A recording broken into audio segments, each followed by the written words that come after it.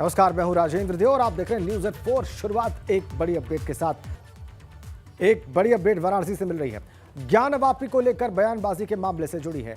ओवैसी और अखिलेश यादव पर केस दर्ज करने की याचिका कोर्ट ने स्वीकार कर ली है। ओवैसी और अखिलेश यादव ने ज्ञान वापी पर बयान दिया था और इसीलिए इन पर केस दर्ज करने की मांग की गई है इस अर्जी के जरिए।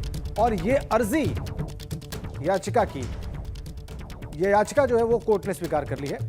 नीतीश पांडे फोन लाइन पर है। नीतीश, ये किसकी अर्जी है, क्या इसमें मांग की गई है और कोर्ट ने क्या कहते हुए स्वीकार की है? राजेंद्र जी, जिस वक्त ये शिवलिंग मिला था और जिस वक्त ज्ञानवापी मामला पूरी तरह से अपने प्रकाश में आया था और जब ये सर्वे चल रहा था, उस वक्त जो राजनीतिक दल के जो शीर्षस्थ नेता हैं, चाहे वो असदुद्दीन ओवैसी हो या समाजवादी पार्टी के राष्ट्रीय अध्यक्ष अखिलेश यादव हो, उनसे जो बयान सामने आए उन बयानों से आहत होकर एक अधिवक्ता हरिशंकर पांडे ने इन पूरे मामले को लेकर एक याचिका दायर की थी। और इस याचिका को अब आगे कैसे चलना है, इस पर सुनवाई होगी क्या है, तो इस पूरे मामले को लेकर पोषणीयता को लेकर बहस चल रही थी। और आज इस पूरे मामले की जो मूल याचिका है उसको कोर्ट ने स्वीकार कर लिया है। अब इस मामले पर आगे बहस हो सकती है, अब इस मामले पर आगे सुनवाई हो सकती है।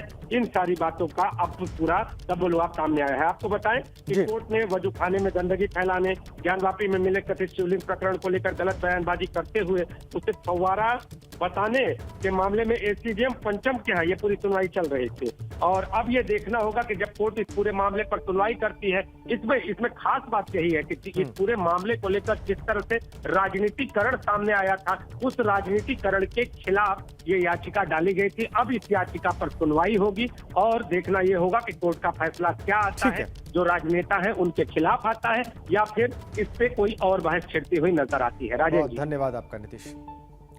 प्रयागराज से इस वक्त हमारे पास है मुख्तार का साला शर्जील रजा कोर्ट में पेश हुआ है। ये ताजा अपडेट। ईडी ने शर्जील रजा को जिला जज की कोर्ट में पेश किया है और ईडी ने शर्जील रजा की 1 हफ्ते की रिमांड और मांगी है जिला जज से। और ईडी की अर्जी पर शाम तक कोर्ट फैसला लेगा। शर्जील रजा की 1 हफ्ते की ईडी कस्टडी रिमांड आज ही पूरी हुई है और इसीलिए ईडी ने प्रस्तुत किया जिला जज के सामने, जिला जज की कोर्ट में। जिला कोर्ट में पेश किया है। मोहम्मद मोइन फोन लाइन पर है हमारे संवाददाता, वो और ज्यादा जानकारी देंगे। मोइन, और क्या सूचना है आपके पास? के साले शर्जील रजा को ईडी ने अपनी कस्टडी रिमांड में लिया हुआ था। आज कस्टडी रिमांड की मियाद खत्म हो रही थी और दोपहर के वक्त ईडी ने जिला जज की कोर्ट में शर्जील रजा को पेश किया।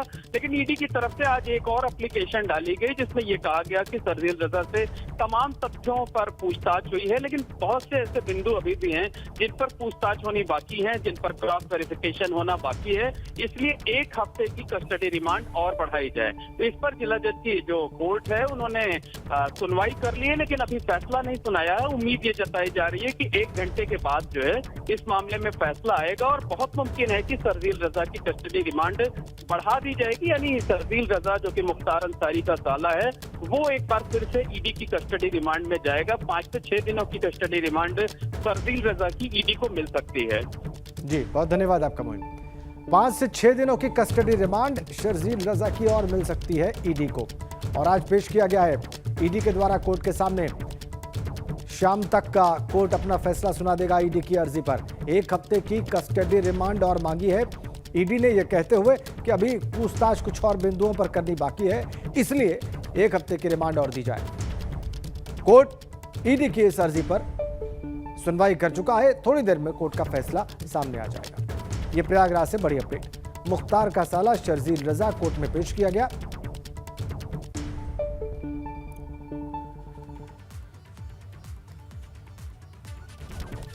आगे बढ़ते हैं अगली बड़ी अपडेट मुजफ्फरनगर से।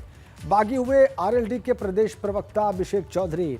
मदन भैया के विरोध में उतर गए हैं आरएलडी के प्रदेश प्रवक्ता अभिषेक चौधरी और खतौली से टिकट की दावेदारी भी ठोक रहे थे अभिषेक। आरएलडी किसी स्थानीय नेता को टिकट दे, ये कहना है अभिषेक चौधरी का। आज रात 8 बजे तक प्रत्याशी बदलने का अल्टीमेटम दिया है अभिषेक चौधरी ने। यह बड़ी खबर और इसका असर हो सकता है खतौली उपचुनाव पर। बागी हो गए हैं आरएलडी के प्रदेश प्रवक्ता अभिषेक चौधरी, नाम इनका। ये कह रहे हैं कि किसी स्थानीय व्यक्ति को टिकट दिया जाए खतौली से। मदन भैया को टिकट देने से नाराज हैं। किसी स्थानीय व्यक्ति को टिकट देने की मांग कर रहे हैं अभिषेक चौधरी। और अल्टीमेटम भी दे दिया है उन्होंने आज रात 8 बजे तक का कि प्रत्याशी बदल दिया जाए। ये बड़ी खबर।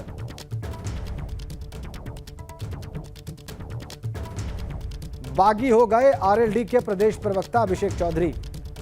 कहते हैं मदन भैया को टिकट न दिया जाए बल्कि किसी स्थानीय व्यक्ति को टिकट दिया जाए। खतौली से किसी स्थानीय नेता को टिकट देने की मांग करते हुए अभिषेक चौधरी बागी हो चुके हैं और रात के 8 बजे तक का अल्टीमेटम दे दिया है उन्होंने। और आरएलडी के प्रदेश प्रवक्ता अभिषेक चौधरी खुद फोन लाइन पर हैं इस वक्त हमारे साथ। अभिषेक जी, स्वागत है आपका एबीपी गंगा पर। क्या मांग है आपकी? देखिए, हम सब लोगों की मांग ये है कि हम लोगों से यहाँ मीटिंगें कराई गई हैं, हम लोगों को कहा गया है सब लोगों को कि भाई ठीक है चुनाव की तैयारी करिए। हमारी मांग सिर्फ ये है कि राष्ट्रीय नेतृत्व, केंद्रीय नेतृत्व की भाई पार्टी का जो 12 महीने का काम करता है, मेहनत करता है, पार्टी के धरने प्रदर्शनों पर में रहते हैं, हम लोग कहाँ जाएंगे आम कार्यकर्ता? तो हमारा कहना सिर्फ ये कि तो मुझे चुनाव लड़ना है, पर जो भी लोकल का आदमी, कोई भी जो स्थानीय कार्यकर्ता है उन लोगों को चुनाव लड़ाया जाना चाहिए। जी, तो आपकी इस मांग पर चूंकि आपने सार्वजनिक कर दी है, क्या कोई आपको प्रत्युत्तर मिला है आला कमान से आपके? आला कमान अपना निर्णय एक तरफा थोपने की स्थिति में है कि आप मदन भैया को चुनाव लड़वाइए, बाहर के प्रत्याशी को हम लोग क्यों चुनाव लड़वाएंगे? आपको क्यों लगता है कि मदन भैया हार सकते हैं? नहीं, देखिए, लोग 15 दिन उपचुनाव है, उपचुनाव में 15 दिन चुनाव के हैं जी। 15 दिन के अंदर बाहर का आदमी, अभी कल पूछा गया उनसे, 10 गांव के नाम नहीं जानता आदमी, कार्यकर्ता को पहचानता नहीं है, रास्ते पता नहीं है, तो फिर पार्टी को, कार्यकर्ता को मोरल डाउन होता है, फिर पार्टी हमारी मजबूत कैसे होगी? जी जी। अगर बाहर के लोग आके हमेशा चुनाव लड़ेंगे तो फिर हम यहाँ कार्यकर्ताओं को मजबूत कैसे करेंगे? पार्टी मजबूत कैसे हो? क्यों हम लोग यहाँ 12 में धरना प्रदर्शन करेंगे? जी, हम लोग पार्टी के लिए धरना प्रदर्शन करते हैं, हम विरोध करते हैं, हम पे कार्यकर्ता तो मुकदमे होते हैं, वो सब पार्टी हम पे तो मुकदमे है, गन्ना आंदोलन के, किसान आंदोलन के, और ऐसे लोग को चुनाव लड़ा के जाता है, इसका कोई मतलब आता नहीं। तो आपने प्रत्याशी के चयन से पहले ये तमाम बातें अपने राष्ट्रीय अध्यक्ष के सामने और दो दूसरे नेतृत्व से जुड़े लोग हैं उन सब के सामने आपने रखी, ये बातें रखी आपने? पार्टी के पदाधिकारियों को सब बताया, राष्ट्रीय अध्यक्ष को पता है, सब चीजें हैं, सबको बताया गया है, सबको बात की गई है। उसके बाद आश्वासन दिया गया है कि हम स्थानीय प्रत्याशी चुनाव लड़ाएंगे, लोकल लड़ाएंगे। आज अभी इस तरह की बातें आती है कि बाहर से आके आपको ट्वीट कर दे जाता है सर बात को, 3 मीटिंग होती है, तीनों बड़ी मीटिंग प्रत्याशियों से कराई जाती है, और फिर वहां से जो है शाम को ट्वीट करके, जब तक हमारे तीसरे साथी की मीटिंग थी, मीटिंग से लोग निकल के घर तक नहीं पहुंचे थे, एक प्रत्याशी बाहरी प्रत्याशियों को बता दिया जाता है। ठीक है अभिषेक जी, आपकी बात तमाम लोगों ने, हमारे ऑडियंस ने सुनी है, बहुत बहुत धन्यवाद आपका। शुक्रिया। देखा आपने अभिषेक चौधरी का क्या कहना था, खुद वो अपनी बात रख रहे थे, अपनी व्यथा रख रहे थे। आगे बढ़ते हैं, खतौली में मदन भैया को आजाद समाज पार्टी ने अपना समर्थन दे दिया है। दिल्ली में चंद्रशेखर ने जयंत चौधरी से मुलाकात की है और इस मुलाकात के बाद मदन भैया को अपना समर्थन देने का फैसला किया है आजाद समाज पार्टी ने। इस मुलाकात के बाद आजाद समाज पार्टी का समर्थन रहेगा राष्ट्रीय लोकदल के उम्मीदवार मदन भैया को। ये एक महत्वपूर्ण घोषणा, चूंकि बहुजन समाज पार्टी और कांग्रेस पार्टी यहां से चुनाव नहीं लड़ रहे हैं और चंद्रशेखर ने मुलाकात की है आरएलडी अध्यक्ष जयंत चौधरी से दिल्ली में और उसके बाद ये समर्थन देने का ऐलान किया है। तो इसके मायने हैं पश्चिमी उत्तर प्रदेश में खतौली में, और अब परिणाम बताएंगे कि इस समर्थन का अर्थ क्या है। लेकिन शुरुआती तौर पर यह कहा जा सकता है कि ये महत्वपूर्ण है, ये ऐलान महत्वपूर्ण है, ये घोषणा महत्वपूर्ण है।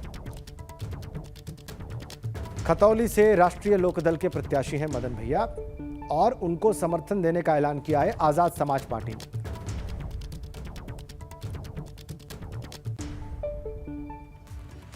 इधर शामली में निकाय चुनाव के मद्देनजर दावेदारों में वोटर्स को लुभाने की होड़ मची हुई है। चेयरमैन पद के प्रत्याशी अपनी दावेदारी को लेकर अनोखा तरीका अपना रहे हैं। शामली के कांधला कस्बे के पूर्व चेयरमैन ने अपने लोगों के साथ मिलकर 2 ट्रक भरकर मुर्गे बंटवाए। चेयरमैन पद के प्रत्याशी हाजी इस्लाम की ओर से लोगों के बीच मुर्गे बंटवाने की घटना कैमरे में कैद हो गई है। और आपको बताएं कि हाजी इस्लाम 2 बार कांधला चेयरमैन रह चुके हैं। ये देखिए आप, यही वीडियो वायरल हो रहा है। कांधला कस्बे में वोटर्स को मुर्गे बंटवाने का आरोप है, ये वीडियो वायरल हो रहा है और इसमें जो हो रहा है वो आप बहुत साफ देख सकते हैं। चेयरमैन पद पर दावेदारी ठोक रहे हैं हाजी इस्लाम। आरोप उन्हीं पर कि वो वोटर्स में मुर्गे बंटवा रहे हैं वोट पाने के लिए और चुनाव जीतने के लिए। वोटर्स को लुभाने के हथकंडे देखिए आप। ये वीडियो वायरल हो चुका है।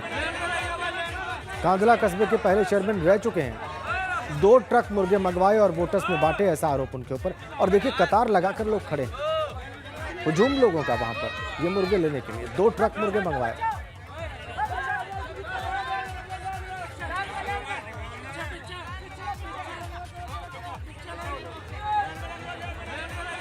कांधला कस्बे के चेयरमैन रह चुके हैं हाजी इस्लाम, जिन पर इल्जाम है, आरोप है कि उन्होंने ट्रक से मंगवाकर मुर्गे बंटवाए।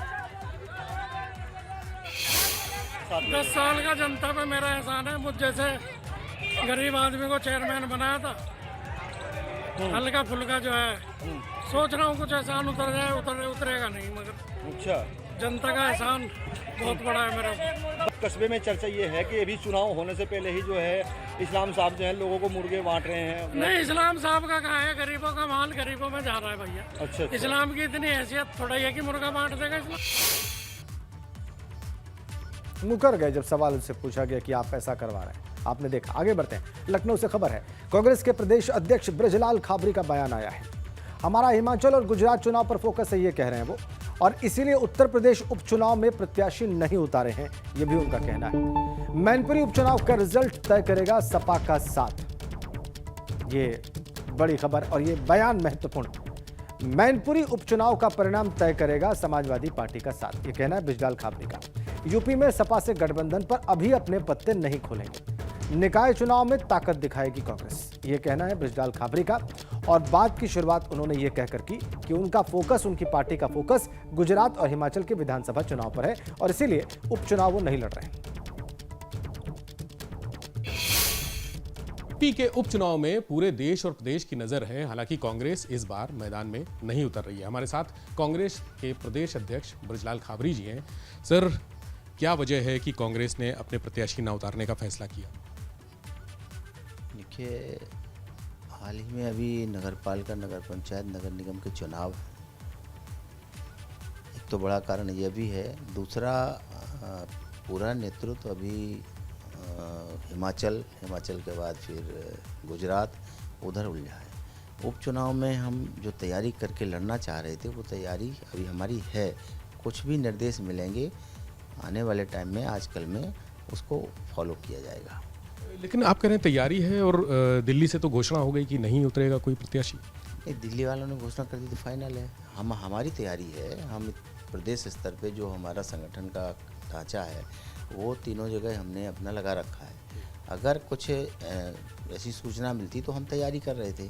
अगर दिल्ली से ये हो गया कि नहीं लड़ना है तो हमारी तैयारी नगर पालिका में बदल जाएगी, नगर निगम में बदल जाएगी, नगर पंचायत में बदल जाएगी। हमें तो काम करना है। जब काम करने निकलती है पार्टी, वर्कर, नेता, तो वो ये नहीं देखते कौन चुनाव में हमें काम करना, कौन में नहीं करना। वो तो आम लड़ाई है चुनाव की, छोटा हो या बड़ा हो, कार्यकर्ता सबके लिए तैयार रहता है। तो उसी तरीके की हमारी तैयारी चल रही है। ये माना जाए कि पिछले जो चुनाव हुए उसमें कांग्रेस की स्थिति बहुत अच्छी नहीं थी। वोट भी बड़ी ऐसी हालात में वोट मिले हैं कि उनको गिनना भी मुश्किल है। तो क्या उससे ये कहें कि डर गई कांग्रेस उपचुनाव में? नहीं, ऐसा नहीं है। पिछले बार भी 2 चुनाव हुए थे, उपचुनाव, उनमें भी हम नहीं शिरकत कर पाए क्योंकि हमारे सामने हिमाचल एक चैलेंज था। अब हमारे सामने गुजरात एक चैलेंज है। अगर हम इधर डाइवर्ट करेंगे नेतृत्व को तो हमारे लिए वो मुश्किलें खड़ी होंगी। फिर हमारे यहाँ नगर निगम और नगर पालिका के चुनाव हैं, सीधे 15 दिन में, 10 दिन में जो भी डेटें मिल जा रही हैं वो आ जाएंगे। तो हमारा वर्कर और हमारे साथी जो लगे हुए हैं सब संगठन को तैयार करने में लगे जिससे हम छोटे बड़े चुनाव को मुकाबला कर सकें। कि अभी राष्ट्रीय नेतृत्व गुजरात और हिमाचल के लोकसभा और विधानसभा जो उपचुनाव होने हैं वहाँ चुनाव चल रहे हैं। हिमाचल में वोटिंग हो चुकी है, गुजरात में अब अगला है, तो वहाँ पर पूरा फोकस कर रहे हैं। इसके अलावा जो उत्तर प्रदेश में जो समीकरण बन रहे हैं वो मैनपुरी, खतौली, रामपुर उपचुनाव के रिजल्ट आने के बाद कांग्रेस उन पर पत्ते खोलेगी। कैमरा सहयोगी प्रमोद के साथ विवेक त्रिपाठी, एबीपी गंगा, लखनऊ।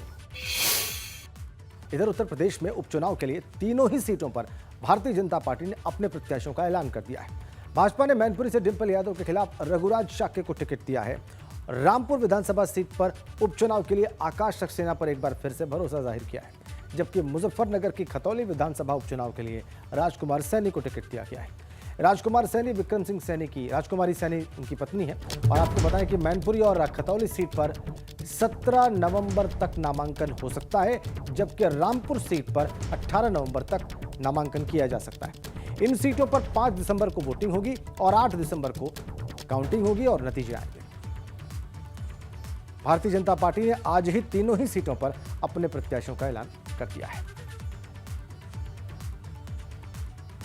भारतीय जनता पार्टी का मुकाबला मैनपुरी में सपा की उम्मीदवार डिंपल यादव से होगा, खतौली में राष्ट्रीय लोकदल के उम्मीदवार मदन भैया से होगा।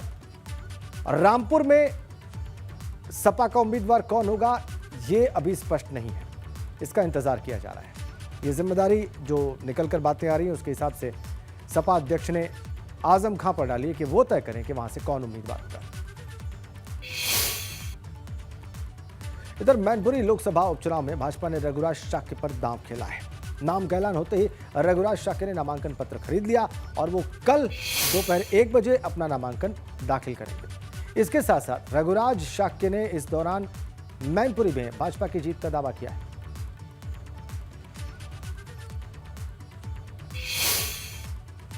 अखिलेश यादव जी के पास यादवों में कोई है कहाँ? परिवार के परिवार भी नहीं, पत्नी रह गई हैं। खुद विधायक है करहल से, पत्नी को सांसद बनाने के लिए प्रयासरत है, लेकिन बन नहीं पाएंगी। उनके भाग्य में फ्री एंड फेयर इलेक्शन में जीतना लिखा ही नहीं है। आपने देखा कन्नौज का इलेक्शन, आपने देखा फिरोजाबाद का इलेक्शन। हाँ, बेईमानी से उनके पति तो चीफ मिनिस्टर थे तो 2 बार उनको सांसद बना लिया। आप जनता की आवाज मोदी, योगी, कमल निशान, रघुराज शाक्य जीतेंगे, भाजपा जीतेगी। और यूपी उपचुनाव के लिए भाजपा ने अपने प्रत्याशियों के नामों का ऐलान किया है। रामपुर विधानसभा सीट पर आकाश सक्सेना को मैदान में उतारा है। आजम खां की विदायगी रद्द होने के बाद इस सीट पर उपचुनाव हो रहे हैं। 5 दिसंबर को मतदान होगा। जी हनी भाई, आपको पार्टी ने दोबारा टिकट देकर भरोसा जताया इस बार। देखिए, रामपुर का जो चुनाव है वो हम विकास के मुद्दे पर, सबका साथ सबका विकास सबका विश्वास के मुद्दे पर चुनाव लड़ने जा रहे हैं। और रामपुर में जो रोजगार की एक समस्या है उसको बहुत बड़ा तौर पर जिसको आज हमेशा दिक्कतें रही हैं उस मुद्दे पर चुनाव लड़ेंगे। और ये चुनाव यहाँ ऐतिहासिक चुनाव होगा, ऐतिहासिक विजय की वजह बिल्कुल होगा। और अब आजम चैप्टर क्लोज हो चुका है। रामपुर में सिर्फ रोजगार की बात होगी, भाजपा प्रत्याशी के ऐलान के बाद एबीपी गंगा से बोले हैं भूपेंद्र चौधरी। उन्होंने कहा कि तीनों प्रत्याशियों की जीत होगी। भाजपा ने कार्यकर्ताओं से बात करके नाम फाइनल किए हैं और खतौली में विक्रम सैनी के संपर्क का फायदा मिलेगा। रामपुर में इस बार इतिहास बदलेगा, ये दावा किया है भूपेंद्र चौधरी ने एबीपी गंगा से एक्सक्लूसिव बातचीत में इन प्रत्याशियों के ऐलान के बाद। तीनों घोषित प्रत्याशी आने वाले विधानसभा और लोकसभा के उपचुनाव में विजय पताका फहराएंगे, बड़े बहुमत से जीतेंगे और विधानसभा में लोकसभा में पार्टी का नेतृत्व करेंगे। महत्वपूर्ण ये कि मैनपुरी तो मुलायम सिंह यादव के निधन के बाद खाली हुई। डिंपल यादव ने कल नामांकन कर दिया, आपके उम्मीदवार के आज नाम की घोषणा की गई। वहां पर बहुत कड़ा मुकाबला है, लेकिन फिर भी आप लोग दावा कर रहे हैं कि बीजेपी जीतेगी। और शाक्य के उम्मीदवार लड़ाने के पीछे क्या वोट बैंक है वहाँ का? नहीं, ऐसी स्थिति नहीं है, लेकिन सभी पार्टियाँ अपनी चुनावी रणनीति के हिसाब से जो भी चीज़ें हमारे ताने बाने में फिट बैठती हैं उसी के आधार पर पार्टियां निर्णय लेती हैं। हम लोगों ने पिछली बार भी प्रेम सिंह शाक्य जी को चुनाव लड़ाया था और लगभग 4 लाख से अधिक वोट मिले हम लोगों को। हम लोगों की अपेक्षाएं हमेशा राजनीतिक क्षेत्र में अपने सभी कार्यकर्ताओं को साथ लेकर चलकर और बेहतर करने की हम लोगों की रणनीति है। और अच्छे से हो और बेहतर हम लोग कर सकें, उसके परिणाम के लिए हम लोग संकल्पित हैं। भारतीय जनता पार्टी का एक कार्यकर्ता, हमारी पूरी टीम, हम देश के प्रधानमंत्री जी के नेतृत्व में, मोदी जी के, योगी जी के नेतृत्व में हम लोग निश्चित रूप से तीनों सीटें, दोनों विधानसभा की, लोकसभा की मैनपुरी भाजपा जीतेगी। इधर मुजफ्फरनगर की खतौली विधानसभा सीट से भाजपा ने राजकुमारी सैनी को अपना उम्मीदवार बनाया है। भाजपा के पूर्व विधायक विक्रम सिंह सैनी की पत्नी है वो, और 2 साल की सजा हुई थी विक्रम सैनी को। उसके बाद उनकी सदस्यता रद्द हो गई और वहां पर अब उपचुनाव हो रहा है। जी, चुनाव तो हम इस नज़रिए से देख रहे हैं कि हमारी जीत निश्चित है हम तो उसमें प्रधान लड़ी, उसमें भी चुनाव जीतते, विधायक बाद में जिला पंचायत बने उसमें भी जीतते हैं जी, विधानसभा 2 बार जीत लिए है। अब विपक्ष वालों ने ही तो ये मुद्दे खड़े करे हैं। नहीं, हमारा कोई आपसी मैटर नहीं है, हम तो समाज सेवा करते रहेंगे और समाज सेवा ही करते आए हैं। देखिए, पार्टी ने विश्वास जताया है ईमानदारी को और क्षेत्र में विकास किया है।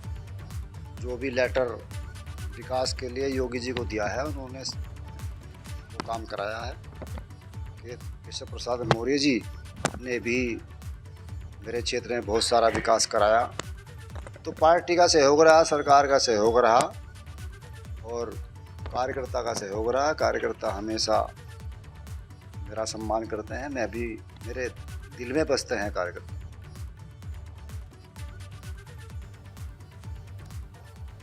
एक बड़ी अपडेट वाराणसी से मिल रही है। ज्ञानवापी को लेकर बयानबाजी के मामले से जुड़ी है। ओवैसी और अखिलेश यादव पर केस दर्ज करने की याचिका कोर्ट ने स्वीकार कर ली है। ओवैसी और अखिलेश यादव ने ज्ञानवापी पर बयान दिया था और इसीलिए इन पर केस दर्ज करने की मांग की गई है इस अर्जी के जरिए। और ये अर्जी याचिका जो है वो कोर्ट ने स्वीकार कर ली है। नीतीश पांडे फोन लाइन पर है। नीतीश, ये किसकी अर्जी है, क्या इसमें मांग की गई है और कोर्ट ने क्या कहते हुए स्वीकार की है? राजेंद्र जी, जिस वक्त ये शिवलिंग मिला था और जिस वक्त ज्ञानवापी मामला पूरी तरह से अपने प्रकाश में आया था और जब ये सर्वे चल रहा था, उस वक्त जो राजनीतिक दल के जो शीर्षस्थ नेता हैं, चाहे वो असदुद्दीन ओवैसी हो या समाजवादी पार्टी के राष्ट्रीय अध्यक्ष अखिलेश यादव हो, उनसे जो बयान सामने आए उन बयानों से आहत होकर एक अधिवक्ता हरिशंकर पांडे ने इन पूरे मामले को लेकर एक याचिका दायर की थी। और इस याचिका को अब आगे कैसे चलना है, इस पर सुनवाई होगी, क्या है, तो इस पूरे मामले को लेकर पोषणीयता को लेकर बहस चल रही थी। और आज इस पूरे मामले की जो मूल याचिका है उसको कोर्ट ने स्वीकार कर लिया है। अब इस मामले पर आगे बहस हो सकती है, अब इस मामले पर आगे सुनवाई हो सकती है। इन सारी बातों का अब पूरा सबूत सामने आया है। आपको बताएं कि कोर्ट ने वजूखाने में गंदगी फैलाने, ज्ञानवापी में मिले कथित शिवलिंग प्रकरण को लेकर गलत बयानबाजी करते हुए उसे फव्वारा बताने के मामले में एसीजेएम पंचम के है ये पूरी सुनवाई चल रही थी। और अब ये देखना होगा कि जब कोर्ट इस पूरे मामले पर सुनवाई करती है, इसमें खास बात यही है कि इस पूरे मामले को लेकर जिस तरह से राजनीतिकरण सामने आया था, उस राजनीतिकरण के खिलाफ ये याचिका डाली गई थी। अब इस याचिका पर सुनवाई होगी और देखना ये होगा कि कोर्ट का फैसला क्या आता है, जो राजनेता है उनके खिलाफ आता है या फिर इस पे कोई और बहस छिड़ती हुई नजर आती है। राजेश जी, धन्यवाद आपका नीतीश। चलिए खबरों में आगे बढ़ते हैं। औरैया जिले से सदर विधायक गुड़िया कठेरिया का एक वीडियो वायरल हो रहा है और इस वीडियो में विधायक गुड़िया कठेरिया ढोलक बजाते हुए दिखाई दे रही है। महिलाओं के साथ गीत गाते हुए ढोलक बजा रही हैं वो। ये वीडियो औरैया सदर कोतवाली इलाके के श्रीमद् भागवत कथा पंडाल का। यहाँ पर महिलाएं गीत गा रही थी। विधायक गुड़िया कठेरिया जब वहां पर पहुंची तो वो खुद को रोक नहीं पाई और महिलाओं के साथ बैठकर ढोलक बजाकर वो गीत गाती नजर आई।